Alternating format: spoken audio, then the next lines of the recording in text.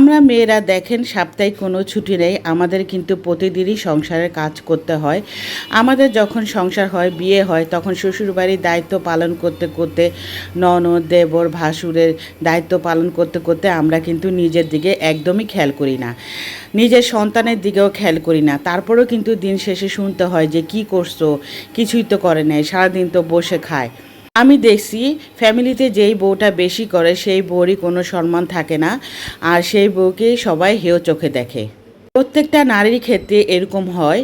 তো আমি কিন্তু আমার কথা বলতেছি না, আমি প্রত্যেকটা নারীর কথাই বলতেছি। আমি দেখছি, আমার দেখা অনুযায়ী দেখছি যে বউরা ঘরের বেশি করবে, ঘরের দায়িত্ব বেশি পালন করবে, মুরব্বির দেখাশোনা করবে, সেই বউদেরই কেউ সম্মান দেয় না, আর সেই বউদেরই কেউ দাম দেয় না।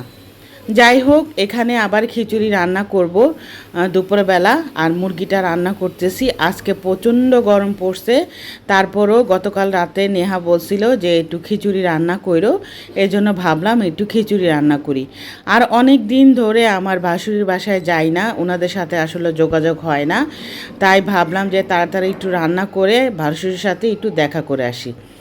আসলে ওনারা একা থাকে, আমরাও ওরকমভাবে যাইতে পারি না, কারণ নিজের সংসার নিয়ে ব্যস্ত থাকি। আর আমি তো এখন অধিকাংশই অসুস্থ থাকি, দেখা যায় 2 দিন সুস্থ থাকলে 3 দিন আবার অসুস্থ থাকি, এর জন্য যাওয়া হয় না। আর নিধির বাবা তো আমাদের সংসারে একাই, ও পুরুষ মানুষ, সংসার চালানোর জন্য ও নানা দিকে নানা রকম চেষ্টা করে। ও দেখা যায় বাসায় এসে ক্লান্ত হয়ে যায়, আর কোথাও যেতে চায় না। ওকে তো আর বলা যায় না। তা আজকে ভাবলাম যে কালকে যেহেতু স্কুলে যাব, আজকে যেহেতু শনিবার, আজকে যেহেতু শনিবার, তাই ভাবলাম যে আজকে যে একটু দেখা করে আসি, তাড়াতাড়ি রান্না করি, রান্না করে তারপরে যাই। অনেক দিন ধরে দেখা হয় না, আর মামা আসার পরে তো এমনি ব্যস্ত ছিলাম, সেরকমভাবে দেখা হয় নাই, মানে ওনাদের সাথে দেখাশোনা হয় নাই। এজন্য ভাবলাম যে আজকে দেখে আসি। আমরা মেয়েরা সংসারের জন্য কত কষ্ট করি না, তারপরও আমাদের কিন্তু দিন শেষে শুনতে হয় যে কি করছে, আসলে কিছুই করে নাই। এটা কিন্তু প্রত্যেকটা নারীর ক্ষেত্রে হয়। অনেকে হয়তো আমি ভিডিও দেই, ভিডিওর টপিক্সে অনেক কথা আসে, আমার ফ্যামিলিরা হয়তো মনে করতে পারে যে আমি আমার কথা বলছি। আমি কিন্তু এখানে সবার কথাই বলতেছি, প্রত্যেকটা নারীর ক্ষেত্রেই এরকম হয়। যেই বউ ঘরের দায়িত্ব বেশি পালন করে সেই বউকেই কেউ সম্মান দেয় না। এখানে আবার ইলেকট্রিক কুকারে ভাবলাম যে খিচুড়ি রান্না করি, আর ভাবছিলাম যে বাসায় যে আমার ভাসুরকে পাই কি না। নিধির বাবাকে আবার বলছিলাম তুমি একটু যাও, যে একটু দেখে আসো বাসায় আসে নাকি, যদি বাসায় থাকে তাহলে আমি যাব। বিকালবেলা না কোথাও বের হইতে ভালো লাগে না, পাশে বোনদের বাসা, আর বেশি দূর না কিন্তু আমার ভাসুরের বাসা, তারপরও না বিকালবেলা বের হইতে ভালো লাগে না, দরকার না হইলে বের হই না। এই বউটা সবসময় ঘরে থাকে, ছোট বড় সব দায়িত্ব পালন করে, সেই বউরই কোনো মূল্যায়ন থাকে না। আর যেই বউগুলা বাইরে থাকে, সপ্তাহে মাসে একদিন দেখে, এসে দেখে যায়, তাদেরই অনেক মূল্যায়ন থাকে। আসলে আমাদের মেয়েদের সাথে মেয়েদের কিন্তু অনেক মিল, তাই না? এইখানে আমি খিচুড়ি রান্না করার জন্য সব রকম মশলা দিয়ে দিলাম, আদা রসুন বাটা, হলুদের গুঁড়া, জিরার গুঁড়া, তারপরে মরিচের গুঁড়া, তারপরে দারচিনি এলাচি তেজপাতা, এগুলা দিয়ে ভালো করে কষায়া তারপরে চালটা দিয়ে দিলাম, আর পরে পানি দিয়ে চুলায় বসায় দিলাম। খিচুড়িটা আমার ঘরে নেহা বেশি পছন্দ করে, এর জন্য মাঝে মধ্যে আমার ঘরে খিচুড়ি রান্না করা হয়। আর নিধির বাবা আর নিধিও পছন্দ করে, আমারও খুব ভালো লাগে, কিন্তু আমি এখন বেশি একটা খাইতে পারি না, কারণ ডাক্তার আমাকে মসুরি ডালে খিচুড়ি খেতে বারণ করছে। শেয়ার করলাম, প্রত্যেকটা ঘরে ঘরেই কিন্তু আমাদের বউদের একই কাহিনী। আর এই যে দেখেন, কথা বলতে বলতে কিন্তু আমার তরকারিটাও রান্না করা হয়ে গেছে। আর আজকে ভাবলাম রান্নাঘরটা ডিপ ক্লিন করব। আমি কিন্তু সপ্তাহে একদিন রান্নাঘরটা, দেয়াল এগুলো পরিষ্কার করার চেষ্টা করি, আর প্রত্যেক দিনই কিন্তু রান্নাঘর মোছার চেষ্টা করি, আর সপ্তাহে একদিন এই দেওয়ালগুলা ভালো করে পরিষ্কার করার চেষ্টা করি। তারপরে যে কোথা থেকে এত ময়লা আসে বলে বুঝাইতে পারবো না আর কি। এখান থেকে এই কার্টুনটা ফেলে দিব, আসলে এটার জন্য আরও বেশি ময়লা লাগে মনে হয়। আর রান্নাঘরটা ভালো করে পরিষ্কার করে নিলাম। রান্নাঘর পরিষ্কার করলে না আমার মনে একটা শান্তি লাগে। আর যেহেতু আমি একাই সংসারে সব কাজ করি, শরীর অসুস্থ থাকুক আর সুস্থ থাকুক, আর ঝড় আসুক আর শিরোর আসুক, আমার সংসারের কাজ কিন্তু আমার করতে হবে। আর ছেলেদের তো সাপ্তাহিক একটা বন্ধ আছে, মেয়েদের কিন্তু কোনো বন্ধ নাই। প্রত্যেক দিনই কিন্তু সংসারের কাজ করতেই হয়। অসুস্থ থাকলেও একটু ভালো লাগলে সংসারে কাজ করে আবার শুয়ে থাকতে হয়। এভাবেই কিন্তু আমাদের সংসারে কাজ করতে হয়। তো ওই ভাবিটা যখন আমার সাথে কথাগুলা বলল, আমি বললাম আপনি টেনশন করেন না, একদিন দেখবেন সব ঠিক হয়ে যাবে। এখানে আবার রান্নাঘরটা দেখছেন কত সুন্দর করে পরিষ্কার করছি। রান্নাঘরটা পরিষ্কার করছি, এখন মনে হয় কি আমার অনেক শান্তি লাগতেছে। এই যে কলটাও ভালো করে ডলে ডলে পরিষ্কার করলাম, আর এই যে এখানে সব পরিষ্কার করলাম। আর এখানে যে কাগজটা ফেলতে পারি না, কারণ এখানে সিলিন্ডারে গ্যাস চুলা, তো আমি এই চুলাটা উঁচা করতে ভয় লাগে আমার। মনে হয় কি চুলা যদি লিক হয়ে যায়। আর এই যে প্রত্যেকটা রুম ভালো করে ঝাড়ু দিয়ে পরিষ্কার করব এখন ভাবলাম, কারণ রান্নাঘর পরিষ্কার হয়ে গেছে, এখন ভাবলাম যে এই রুমগুলোও পরিষ্কার করে ফেলি। রান্নার পাশাপাশি কিন্তু আমি দেখছেন রান্নাঘরটাও পরিষ্কার করে ফেললাম। আর এই যে নিধির বাবা আবার বাইরে যাচ্ছে, নিধির বাবাকে আবার লবণের কোটা দেখাচ্ছিলাম যে লবণ শেষ হয়ে গেছে, লবণ নিয়ে এসো।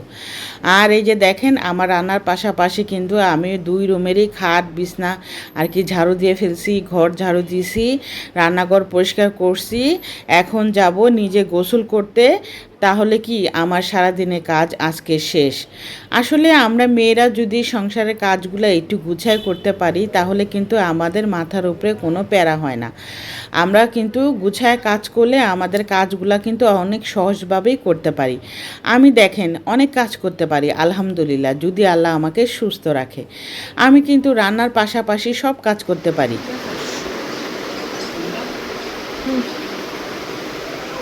এই যে আমি রেডি হয়ে নিলাম, নিধির বাবাকে বলছিলাম আসতে, নিধির বাবা তো আসলো না, ওর মনে হয় কাজে ব্যস্ত। একটা আদান দিয়ে দিছে, আমি যাই দিয়ে আসি। তো চলেন আমার সাথে আপনারা।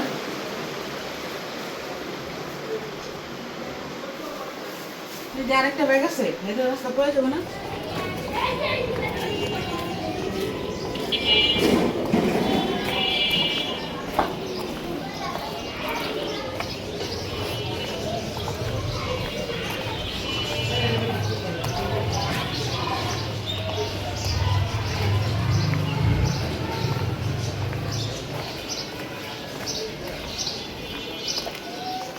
প্রচণ্ড গরম পড়ছে, গরমে মানুষ রাস্তায় কেমনে বেরোবো, এত গরম, মুখ চোখ লাল হয়ে গেছে। এই যে আমরা আগের বাসার সামনে।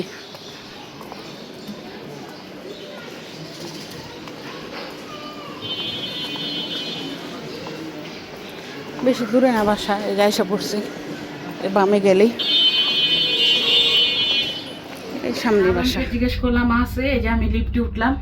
এই যে দেখেন গরমে আমার কি অবস্থা, ঘেমে টেমে অবস্থা খুব খারাপ। তো গরমে মানুষ রাস্তায় যে কাজ করে তাদের যে কত কষ্ট হয়। দেখি দারুণ তো বলা আছে, এখন দেখি আছে নাকি, চলেন যাই। এই যে এসে পড়ছি, দেখতে নিয়ে নি।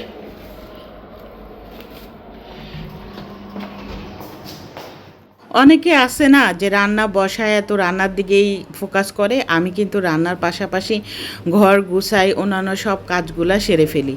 এই যে আমি আমার ভাসুরের বাসায় আসলাম, এসে অনেকক্ষণ কথা বললাম, গল্প করলাম। তো কথা বলে এখন আবার বাসায় চলে যাচ্ছি। আর প্রচণ্ড রোদ পড়ছে, রোদে বাইরে যে কিভাবে ছেলেরা বের হয় আমি সেটাই টেনশন করতেছিলাম। তো নিধির বাবা তো সারাদিনই বাইরে থাকে, প্রত্যেকটা পুরুষই সারাদিন বাইরে থাকে। আমরা যেমন নারীরা ঘরের ভিতরে কাজ করি, ছেলেরাও কিন্তু বাইরে অনেক কাজ করে।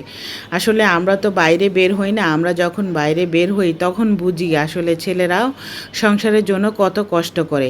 সংসার চালানো কিন্তু একটা কঠিন ব্যাপার।